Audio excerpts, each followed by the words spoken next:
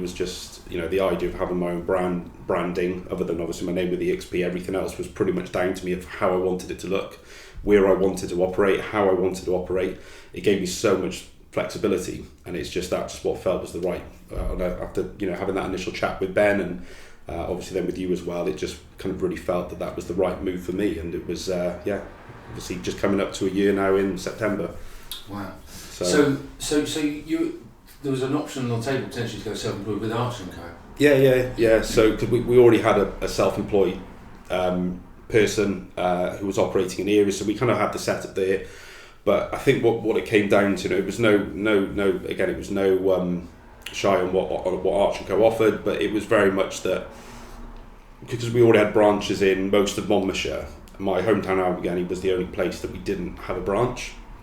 So that felt like I'll go back to my hometown and I'll open up my own little self-employed operation there. But I guess as I looked at the numbers more and more, I would have been restricted to go into postcodes that were with the branches or with the other self-employed associate. And some of these places were 5 minutes drive from my house, and I thought people will gravitate towards agents in Abergavenny for those areas sometimes, and I kind of felt that it would be a bit too constrictive, and there were other areas I could have gone into, but having worked in Monmouthshire for the last 13 years of my life, I kind of felt that I needed to be able to do my own thing, and pretty much obviously with there being no restrictions with eXp, I was able to go and list properties in whatever area I saw fit. And did you feel that, and again, we love Joe and Archer & Co, but did you feel that you would be continuing to build someone else's brand rather than your own?